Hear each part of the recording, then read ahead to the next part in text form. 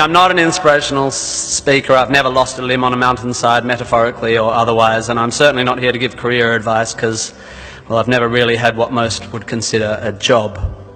However, I have had large groups of people listening to what I say for quite a few years now, and it's given me an inflated sense of self-importance.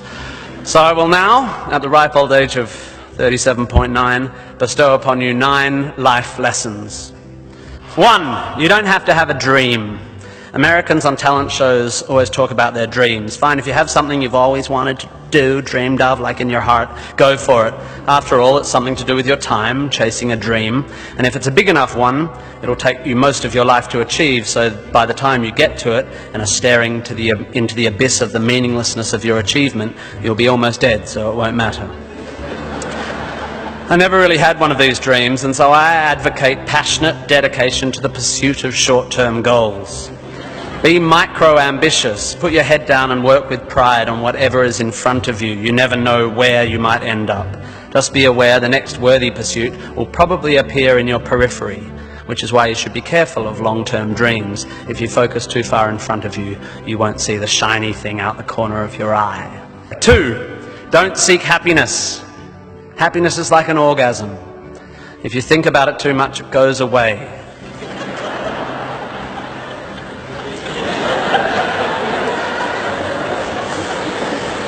Keep busy and aim to make someone else happy, and you might find you get some as a side effect. We didn't evolve to be constantly content. Contented Homo erectus got eaten before passing on their genes. 3, remember, it's all luck. You are lucky to be here. You are incalculably lucky to be born. Understanding that you can't truly take credit for your successes, nor truly blame others for their failures, will humble you and make you more compassionate. Empathy is intuitive, but is also something you can work on intellectually. 4, exercise. I'm sorry, you pasty, pale, smoking philosophy grads, arching your eyebrows into a Cartesian curve as you watch the human movement mob winding their way through the miniature traffic cones of their existence. You are wrong and they are right. Well, you're half right. You think, therefore you are, but also you jog, therefore you sleep, therefore you're not overwhelmed by existential angst. You can't be can't, and you don't want to be. Play a sport, do yoga, pump iron, run, whatever, but take care of your body. You're going to need it. Most of you mob are going to live to nearly 100, and even the poorest of you will achieve a level of wealth that most humans throughout history could not have dreamed of. And this long, luxurious life ahead of you is going to make you depressed. 5, be hard on your opinions. A famous bon mot asserts that opinions are like arseholes, and that everyone has one. There is great wisdom in this, but I would add that opinions differ significantly from arseholes, and that yours should be constantly and thoroughly examined.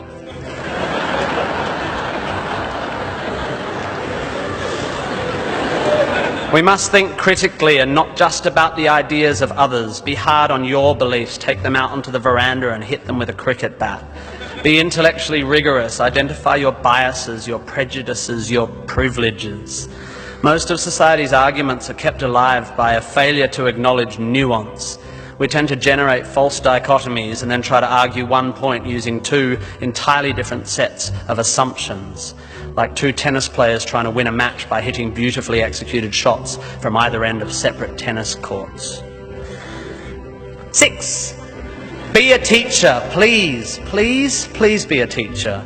Teachers are the most admirable and important people in the world. You don't have to do it forever, but if you're in doubt about what to do, be an amazing teacher.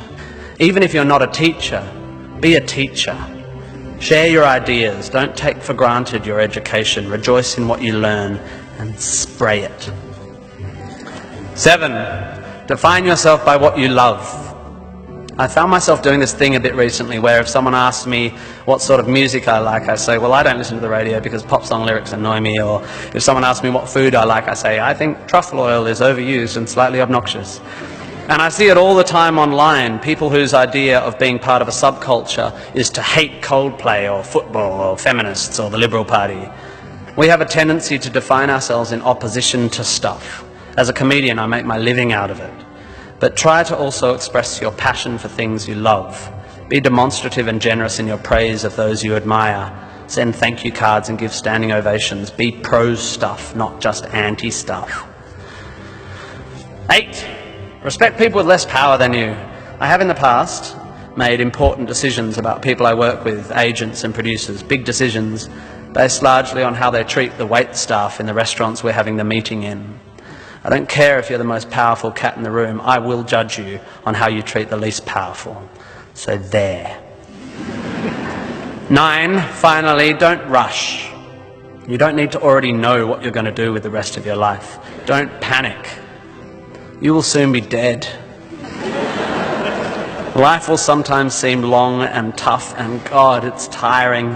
And you will sometimes be happy and sometimes sad, and then you'll be old, and then you'll be dead. There is only one sensible thing to do with this empty existence, and that is fill it. Not fill it, fill it. Life is best filled by learning as much as you can about as much as you can, taking pride in whatever you're doing, having compassion, sharing ideas, running, being enthusiastic. And then there's love and travel and wine and sex and art and kids and giving and mountain climbing, but you know all that stuff already. It's an incredibly exciting thing, this one meaningless life of yours. Good luck, and thank you for indulging me.